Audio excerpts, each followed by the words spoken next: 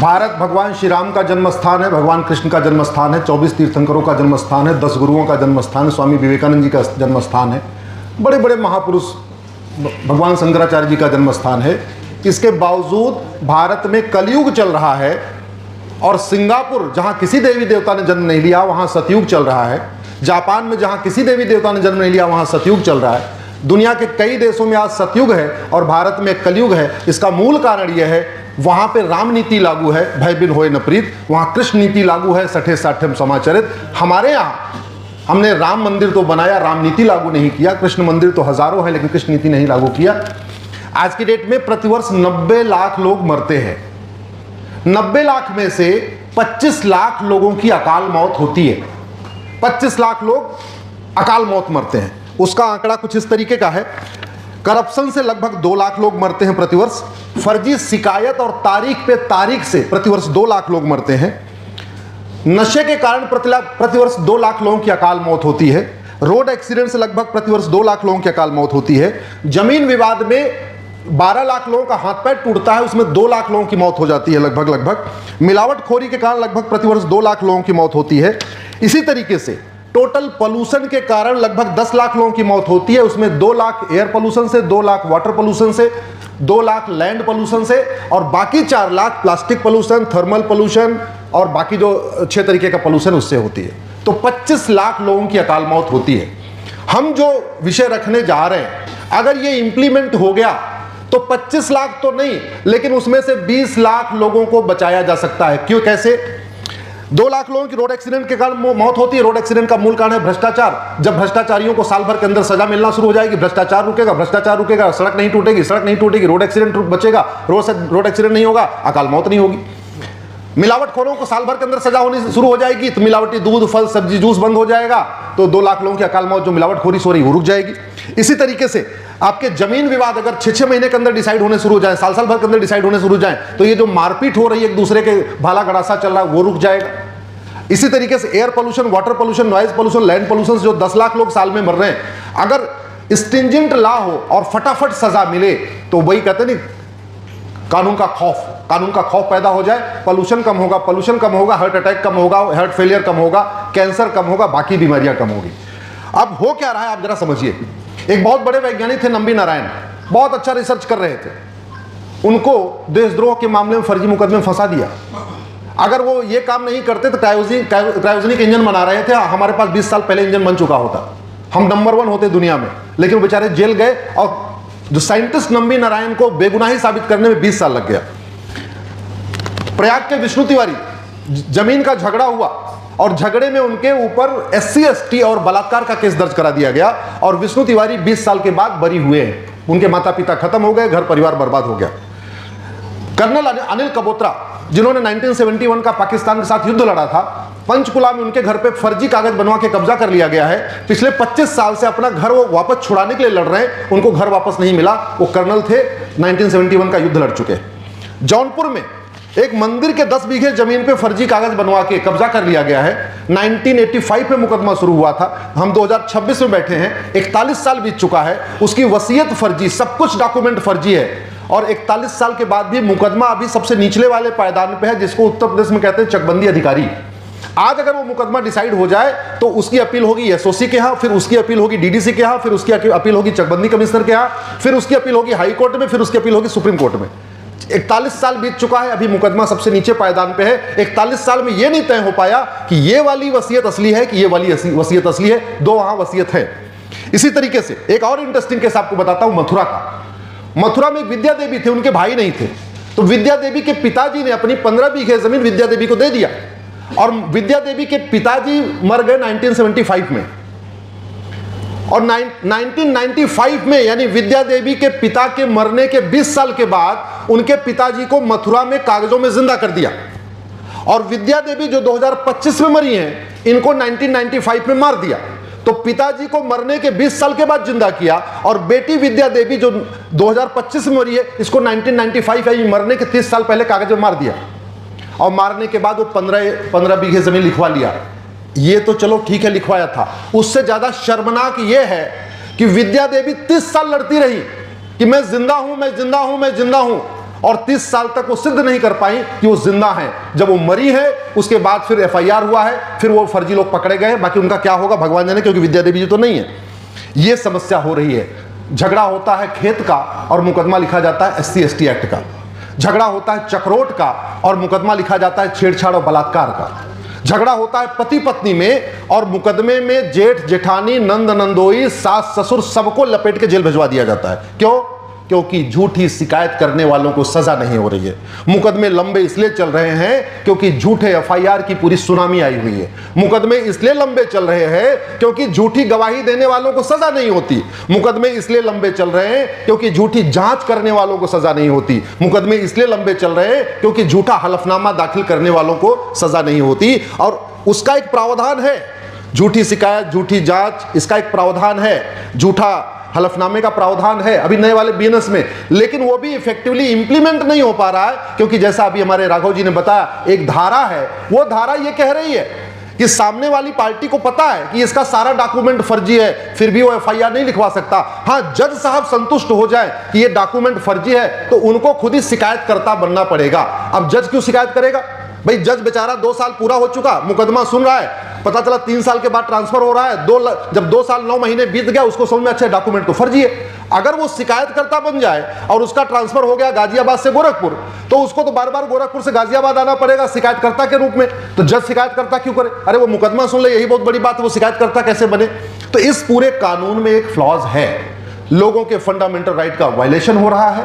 लोग आत्महत्या कर रहे हैं, जैसा मैंने पहले ही बताया। झूठी शिकायतों के कारण अतुल सुहास वाला केस आपको पता ही होगा किस तरीके से उसने आत्महत्या कर लिया। ऐसे और इसका एक और मैंने जो देखा इसमें एक पैटर्न है। जो कानून कास्ट के आधार पे बने हैं उनका बहुत दुरुपयोग होता है। जो कानून जेंडर के आधार पे बने हैं उनका दुरुपयोग ज्यादा होता है, और जो कानून रिलीजन के आधार पे बने हैं उनका दुरुपयोग ज्यादा होता है। उदाहरण के लिए वक्फ एक्ट रिलीजन के आधार पे बना तो 40 लाख एकड़ जमीन पे कब्जा हो गया, सरकार कुछ नहीं कर पाई, आज तक 4 एकड़ जमीन वापस नहीं ले पाई है। कानून बदला है लेकिन 40 लाख एकड़ में से 4 एकड़ भी वापस लेना मुश्किल है। ऐसे ही आपका SC ST एक्ट कास्ट के आधार पे बना, उसका कितना दुरुपयोग देख लीजिए कि 95% उसमें केस में एक्विटल हो रहा है, सजा हो ही नहीं पा रही। सेम आपके डोमेस्टिक वायलेंस का केस है या दहेज का केस है, उसमें भी झगड़ा 2 लोगों में होता है और पूरा पूरा खानदान परिवार नंद नंदोई सारे जेल जा रहे हैं, फिर उसके बाद साल 2 साल 4 साल के बाद छूट रहे हैं। ये बंद करना जरूरी है और इसी बंद करने के लिए मैंने माननीय सुप्रीम कोर्ट में एक PIL फाइल किया। हमें बहुत खुशी है, माननीय सुप्रीम कोर्ट ने उस पर केंद्र सरकार के अलावा सभी राज्य सरकारों को नोटिस जारी किया है। 4 सप्ताह के अंदर जवाब मांगा है। फिर से सुनवाई होगी अप्रैल के फर्स्ट वीक में, और उन्होंने यही पूछा है कि इस पिटीशन को क्यों, इसके ऊपर राज्य सरकारों का क्या रुख है। हमने पिटीशन में 4 मांग किया है। पहली मांग क्या किया वो आपको बता देता हूं। पहले तो हमने ये कहा है प्रत्येक पुलिस स्टेशन पे, प्रत्येक तहसील में, प्रत्येक कचहरी में, हाई कोर्ट में, यूनिवर्सिटी में, क्योंकि UGC भी आ चुका है, तो यूनिवर्सिटी के कैंपस में, कॉलेज के कैंपस में हर जगह एक 4x8 का डिस्प्ले बोर्ड लगाया जाए और उसमें लिखा हो कि फर्जी शिकायत करने पे 5 साल सजा होगी, फर्जी करने गवाही देने पे इतनी सजा होगी। जो कम से कम एग्जिस्टिंग कानून है उसमें किस अपराध में कितनी सजा है वो लिखा जाए, जिससे कि लोग पहले से समझ जाएं कि भैया अगर मैं फर्जी शिकायत करूंगा तो हमें सजा हो सकती है। दूसरा हमने उसमें कहा है कि जब भी कोई व्यक्ति शिकायत करने जाए, वो थाने में जा रहा है या किसी यूनिवर्सिटी में जा रहा है, वाइस चांसलर के पास जा रहा है या जहां तहसील में जा रहा है, SDM के पास जा रहा है, ADM के पास, DM के पास, ये उनकी ड्यूटी है। उनको जो बोर्ड में लिखा हुआ है कि फर्जी शिकायत 5 साल, फर्जी गवाही 5 साल, फर्जी एफिडेविट 5 साल, जो वो सजा है, वो सजा एक बार मौखिक रूप से भी उनको बताएं। और तीसरा हमारी इसमें मांग ये है हमारी PIL में कि जब भी व्यक्ति कंप्लेन दे उससे अंडरटेकिंग लिया जाए। मैं आपको एक प्रैक्टिकल एग्जांपल बता देता हूं कैसे मुकदमा शुरू होता है। हम थाने पे जाते हैं, थाने में लिखते हैं सेवा में थानाध्यक्ष महोदय, सेवा में ये हुआ, मुझे गाली दिया, फलाने किया, मेरी बाइक चोरी किया, जो भी कहा, और वहीं अपनी साइन कर देता है। हम कह रहे हैं उस साइन करने के बाद वो 4 लाइन फिर लिखे, ये थानेदार उससे ले रिटर्न में क्या कि मुझे पता है कि फर्जी शिकायत करना अपराध है, इसमें धारा इतने के अंतर्गत 5 साल सजा होगी, और मैं जानता हूं कि अगर मेरी ये शिकायत फर्जी हुई तो मुझे 5 साल की जेल होगी। जिस दिन ये अंडरटेकिंग प्रत्येक शिकायतकर्ता से लिया जाएगा, एक बार अगर 10, 20, 50 हजार रुपए लेके शिकायत करने आया भी होगा, किसी ने भेजा भी होगा जाके शिकायत करो, मैं कह रहा हूं थाने से उल्टा भाग जाएगा, वापस पैसा उल्टा कर देगा। हमने यही प्रावधान इसमें मांगा है। वो यूनिवर्सिटी के वाइस चांसलर से कोई शिकायत कर रहा है, एडीएम से कोई शिकायत कर रहा है, तहसीलदार से कोई शिकायत कर रहा है, जहां भी शिकायत करने वाला जा रहा है उससे अंडरटेकिंग लिया जाए कि मुझे पता है कि झूठी शिकायत झूठा एफआईआर अपराध है। हमने एफिडेविट एक फॉर्मेट बनाया हुआ है, उसमें यह भी कहा है जहां भी व्यक्ति एफिडेविट फाइल करता है, चाहे तहसील में कर रहा है, कचहरी में कर रहा है, हाई कोर्ट में, उस एफिडेविट में एक डिपोनेंट का कॉलम होता है, उसमें भी उस लिखा जाए कि हाँ मुझे पता है कि फर्जी एफिडेविट फाइल करने पे 7 साल सजा होती है, मुझे पता है। जब कोई आदमी गवाही देने जाए फिर उससे लिया जाए, मुझे पता है फर्जी गवाही देने पे 7 साल सजा हो सकती है। जब कोई एविडेंस दे, प्रूफ दे, सबूत दे, उससे भी अंडरटेकिंग लिया जाए, मुझे पता है कि फर्जी सबूत देना भी 5 साल सजा है। तो ये हमने मांग किया। और चौथी हमारी मांग ये है, जो इसके पहले राघव जी ने कहा, कि जहां फर्जीवाड़े का मामला हो, फर्जी शिकायत, फर्जी एफआईआर, फर्जी जांच, फर्जी गवाही, फर्जी एविडेंस, फर्जी विटनेस, वहां सजा कंसेक्टिव हो। हमारे अमेरिका में एक ही तरीके की सजा है, हर सजा कंसेक्टिव होती है। कंसेक्टिव का मतलब अगर 5 धारा में 5-5 साल सजा है तो अमेरिका में टोटल 25 साल सजा होती है। हमारे देश में ज्यादातर केस में 5 साल सजा होगी। अगर 5 धाराओं में 5-5 साल सजा है तो वो केवल 5 साल की सजा होगी, उसको कहते हैं कॉन्करेंट कन्विक्शन। कंसेक्टिव का मतलब वो जुड़ेगी। हम ये कह रहे हैं कि जो व्यक्ति फर्जी शिकायत कर रहा हो, कोई भी तरीके का फर्जीवाड़ा कर रहा हो, उसको कंसेक्टिव सजा हो। इसका मतलब उसकी सजा एक के साथ पहले एक सजा पूरी हो जाए, फिर दूसरी सजा पूरी हो, फिर तीसरी सजा हो। अगर उसको 5 धारा में 5 साल सजा हो रही है, उसको भी 25 साल सजा होनी चाहिए। ये हमारी मांग है। और ये अच्छी बात है कि माननीय सुप्रीम कोर्ट के साथ साथ राघव जी शायद आप लोग परिचित नहीं होंगे, अतुल गर्ग जी, माननीय अतुल गर्ग जी जो लोकसभा के सांसद हैं गाजियाबाद से, उनके प्रयास से ही ये लोकसभा की तरफ से लॉ मिनिस्ट्री को नोटिस जारी हुआ है। शायद अपना परिचय बताने में शर्मा रहे होंगे, बताना भी नहीं चाहिए, हम बता रहे। तो उन्होंने लोकसभा को नोटिस इशू किया है। तो 2 एक तरीके से पैरेलल प्रोसीडिंग हो चुकी है। लोकसभा को भी नोटिस हो चुका, लॉ मिनिस्ट्री को नोटिस हो चुका है परजरी के मामले में, हमारी पीआईएल पे नोटिस हो चुका है false case, false evidence, false witness, इसके ऊपर नोटिस हो चुका है। ये काम हो जाए तो जस्टिस विद इन ईयर हो जाएगा। मैं पूरे दावे के साथ कहता हूं जस्टिस विद इन ईयर दुनिया के कई देशों में हो रहा है। हमारे देश में तो पहले जस्टिस विद इन आवर होता था। छत्रपति शिवाजी महाराज, राजा विक्रमादित्य, रानी अहिल्याबाई होलकर के समय में जस्टिस विद इन आवर होता था।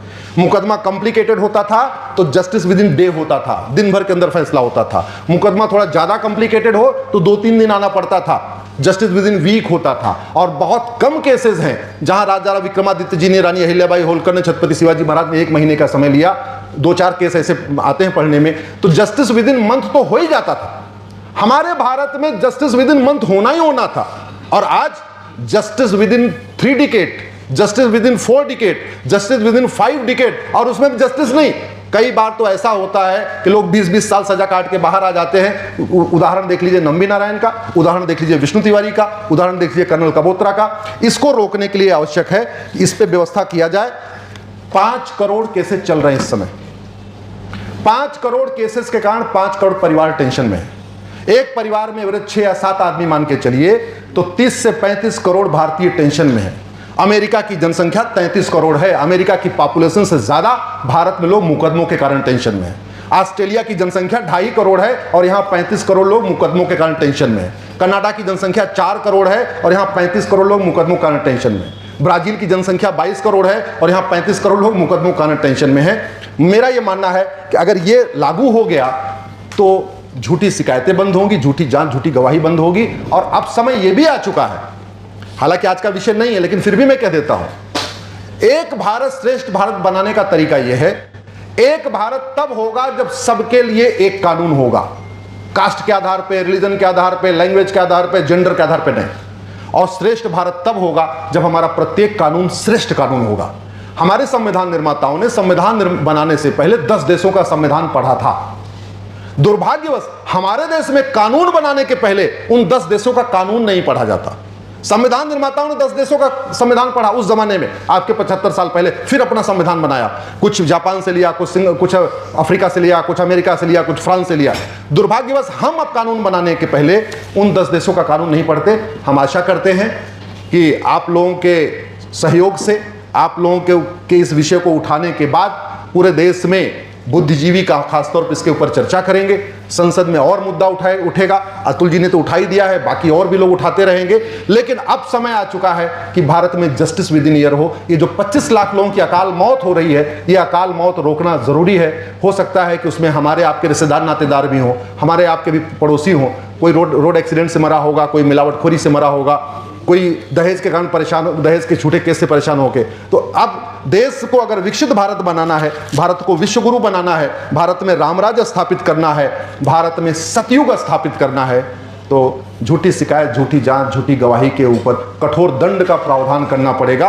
अमेरिका में एक आतंकवादी था डेविड कोलमैन हेडली, वो पकड़ा गया। उससे पूछा तूने रेकी किया क्या?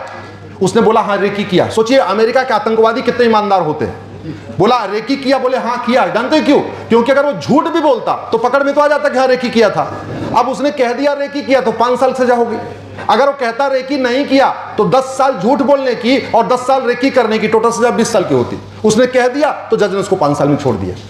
दुनिया के कई देशों में अलगाववादी, आतंकवादी, चोर, डकैत भी ईमानदारी से कोर्ट में बात करते हैं। हमारे देश में जो ईमानदार हैं वो भी कोर्ट में जाके झूठ बोल जाते हैं। इसलिए इस व्यवस्था को रोकने के लिए मुझे लगता है कि ये सतयुग बिल आना चाहिए। चीटिंग, फ्रॉड, फोर्जरी और फर्जरी बंद होनी चाहिए और झूठ को गंभीर अपराध घोषित करना चाहिए। अगर आप लोगों का कोई प्रश्न है तो उसको ले सकते हैं, और नहीं तो जय श्री राम।